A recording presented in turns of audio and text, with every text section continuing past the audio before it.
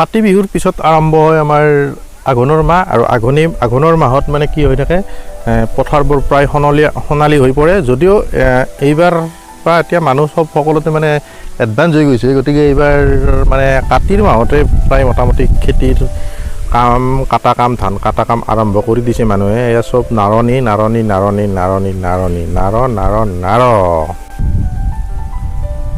চৌদিশে পথাৰ একদম সোণালী হৈ গৈছে একদম ধানবোৰ পকি মানে কি হৈছে ক'ৰবাত কানি মানে ধান কটা আৰম্ভ কৰি আছে ক'ৰবাত কানি মানে ধান কটা আমাৰ শেষ হৈ গৈছে বিশেষকৈ আমাৰ নামনি অসমত আমাৰ ইয়াতে মতা মানুহে ধান কাটে আৰু উজনিৰ ভাগে ধান কাটে মাইকী মানুহে এতিয়া পাৰ্থক্যটো এতেই তথাপিও আমি দেখাব লাগিব আমাৰ নামনিৰ পথাৰ সোণোৱালী পথাৰ দেখাম আমি বানপানী জুৰুলা কৰিছে যদিও যিগিলাখান ঠাইত বানপানী মানে হৈ যোৱাৰ পিছত কিছুমান খেতি কৰিছে সেইবিলাক খেতি ভাল হ'ব বুলি ক'ব লাগিব আমি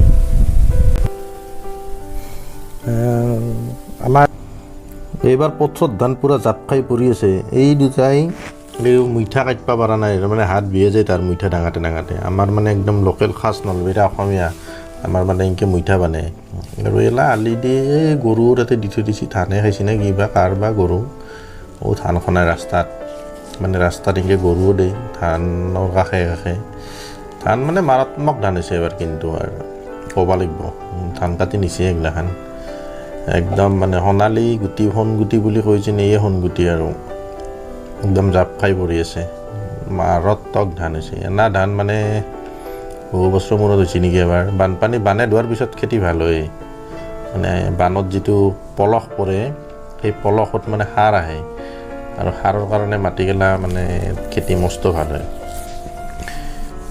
একদম পূৰা ধান পকাৰ পিছত কি সোণালী সেউজীয়া পথাৰৰ পাছত মানে এটা পথাৰৰ ৰূপ প্ৰকৃতিৰ ৰূপ এটা বুলি ক'ব লাগিব প্ৰথম সেউজীয়া হ'ল তাৰপিছত ধানে ঠক মেলিলাক তাৰপিছত এতিয়া ধান একদম সোণালী হৈ গৈছে মানে একদম সোণগুটি বুলি যেন কয় এই সোণগুটি এনেকুৱা পথাৰত মানে ৰ'দত কাম কৰি থাকিলেও মানে গাত ভাগাৰ নালাগে যেতিয়া মানে খেতি ভাল হয়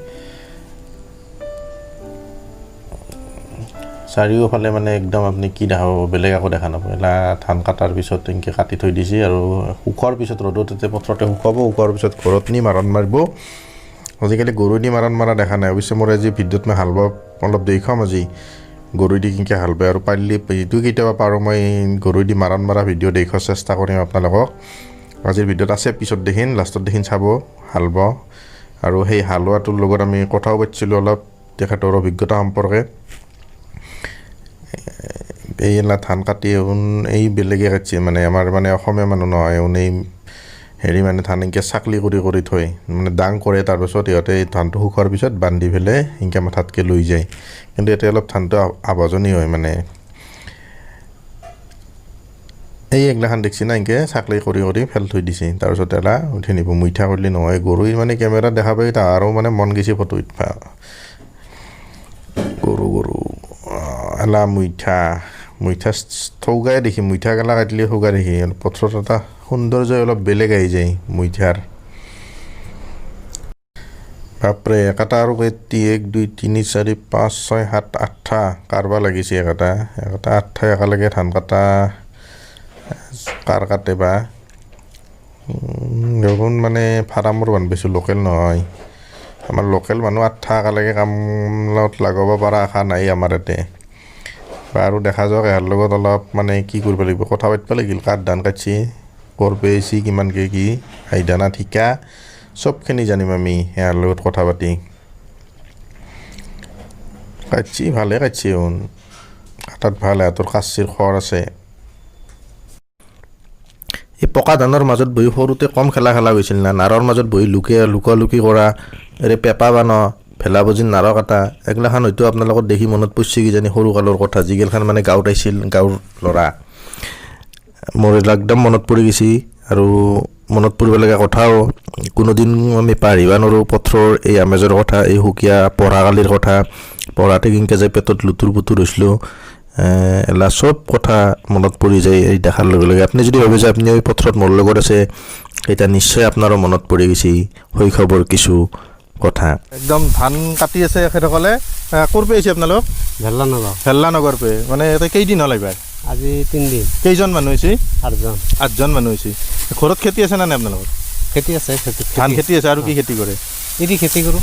আৰু এনে কুঁহ খেতি, কবি ছবি, শাক? নাই, এইগিলা নকৰোঁ আমি। তাৰমানে পানীত বহুত নেকি তাতে? পানী দ হয়, হয়। এতিয়া 8জন হৈছে। এতিয়া বিঘা হিচাপত কাটে? ঠিকা চিষ্টেম? ঠিকা চিষ্টেম। বিঘা কিমানকৈ কাটি আছে এতিয়া? 2.5 মোন। 2.5 মোন। খোৱালোটো? খোৱালোটো তাৰ মানে গৃহস্থই বানে দে আৰু না আপোনালোকে নিজে বানে? নিজে বনাওঁ। মানে জগালটো দি দিয়ে? জগালটো দিয়ে। কিমান দূৰ হয় আৰু ঘৰক লগি নগাঁৱক লগি? ভেল্লা নগাঁও ইয়াৰ পৰা 60 কিলোমিটাৰ মান হয়?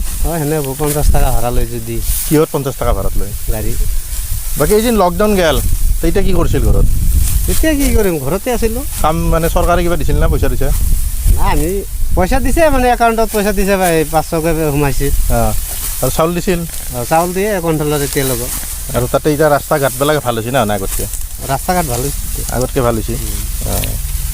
ঠিক আছে, আমি এনেকৈ ইয়াৰ লগতো কথা পাতিলোঁ। মানে বহুত দূৰৰ পৰা আহিছে আচলতে।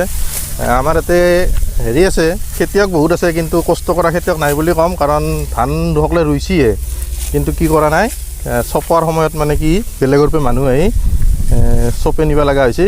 মানে খেতিয়কৰ আমাৰ এনেকুৱা অৱস্থা, যিয়ে নহওক তেওঁলোকে কষ্ট কৰি আহিছে, কষ্ট কৰি কাম কৰিছে, গতিকে ইয়াৰ ফল এটা তেওঁলোকে পাওক।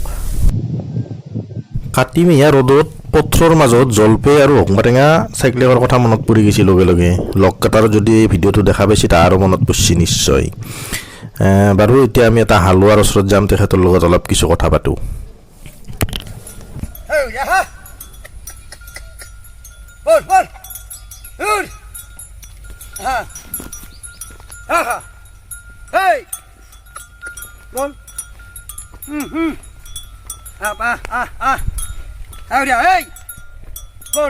Bol.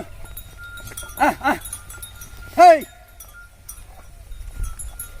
Hey. Hurry. Yeah.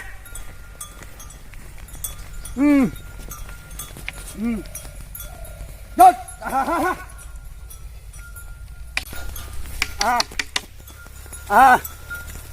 Hey ya. Hur.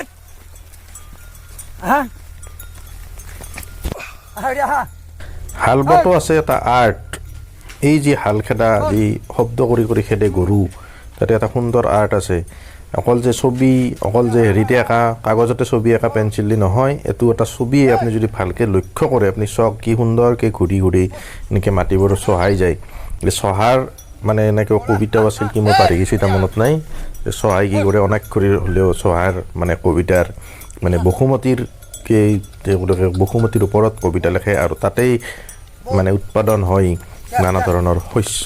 আৰু এই আজি হালৰ এই ভিডিঅ'টো সংগ্ৰহ কৰি মোলৈ পঠাইছে মোৰ ভাতৃ হেমেন কাশ্যপে, আৰু এই চেগতে মই হেমেনলৈ জনাইছোঁ আন্তৰিক অভিনন্দন।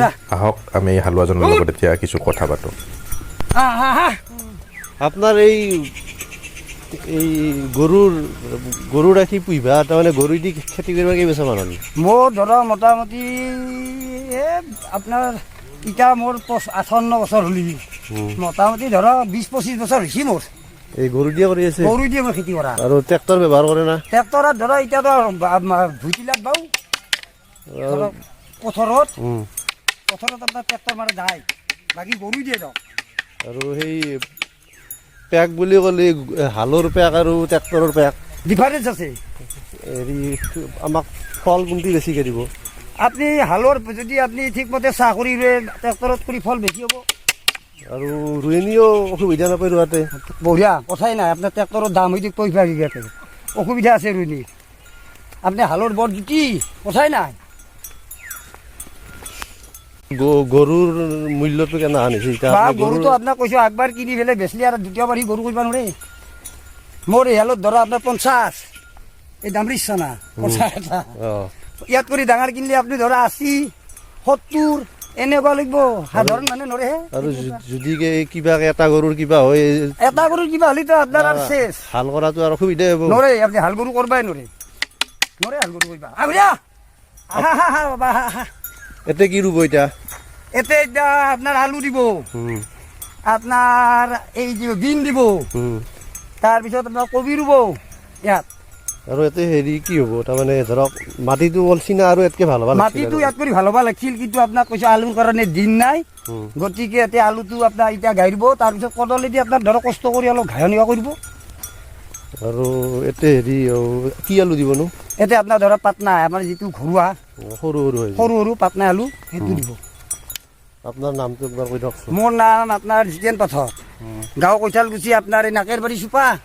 সৰুৰ পৰা মই খেতিয়ে কৰিছোঁ। ঠিকে আছে। মই কিন্তু শ্ৰম হতিয়ত কৰিব পাৰোঁ দক, মানুহে কয় হে ইমান শ্ৰম কৰা বোলে, ইমান শ্ৰম নকৰিলে খাব নাপায়। ফূৰ্তিও আছে দৰ্শক শ্ৰম মনোৰঞ্জন, বেলেগ মনোৰঞ্জন, সেইটো আচল কথা দিয়ক। বেলেগ মনোৰঞ্জন। খেতিৰ লাভক চলাইহে ধনী মানে ফুল ৰুৱে ফূৰ্তি পায় হয় না? ধনী মানে আপোনাক কৈছে তাপত গেন্ধেডাল কিনি আনিব 50 টকা, একমাহ ফুলাৰ পিছত গেল, কিন্তু 50 টকা তেওঁ নাভাবে, তেওঁ ফুলটো চাই এটা মনোৰঞ্জন। সেইটোৱে আচল কথা। কৃষকৰো আমাৰ নাই, আমাকতো লাগে ভালে খেলিও মনোৰঞ্জন এটা আমাকতো লাগে দকছো বহুত, কিন্তু আমি আৰু খেতি কৰি আছো দকছো। আপোনাক লগ পাই মোৰ ভাল লাগিল আৰু ঠিকে আছে দক, ধন্যবাদ। ধন্যবাদ। যে খেতিয়কৰ নিস্তাৰ নাই মাটি বিনে, ভূপেন হাজৰিকাই গানত কৈ গৈছিল, আৰু এই কথাটো প্ৰতীয়মান হৈছে। আৰু এই চাওক, এটা সময়ত আমি কিছুমানে ধান কাটি আছে আৰু কিছুমানে আলু, শাক, কবি এইগিলাখান খেতিৰ কাৰণে পথাৰত মাটি চহে আছে। কিমান কষ্ট কৰি মানে কি কৰে আমাৰ খেতিয়কসকলে খেতি কৰে, আৰু ইয়াৰ উৎপাদন, ইয়াৰ ফল আমি ভোগ কৰোঁ, আৰু এওঁলোকে এখন সঠিক মূল্যৰ বজাৰ পাওক। আৰু চৰকাৰীভাৱে যি আঁচনি আছে কৃষকলৈ, আচলতে এই কপালৰ ঘাম মাটিত পেলোৱা এই লোকসকলেহে পাব লাগে। আৰু ইয়াৰ কিছু নিউজত আপোনালোকে পাইছে, সেইবোৰ বাৰু মই ইয়াত কোৱা বা সেইবোৰ কথা নহয়, মই মাত্ৰ এইটোৱে অনুৰোধ কৰোঁ যে কৃষকক সহায় কৰক চৰকাৰীভাৱে, ফাইলত খেতি কৰা লোকসকলক নহয়। আৰু এইটো কথা কিয় কৈছোঁ নিশ্চয় বুজিছে, গতিকে এয়াই অনুৰোধ, খেতিয়কক মৰ্যাদা দিয়ক, যাৰ কপালৰ ঘামে আমাক কি কৰে পেটৰ খাদ্য দিয়ে। জয় জোৱান, জয় কিষাণ। ভিডিঅ'টো সম্পূৰ্ণকৈ চোৱাৰ বাবে ধন্যবাদ। যিসকলে মোৰ এই চেনেলটোলৈ নতুনকৈ আহিছে RB ভইচলৈ, তেখেতসকলে চেনেলটো ছাবস্ক্ৰাইব কৰক আৰু আপোনাৰ মতামত জনাওক। ধন্যবাদ।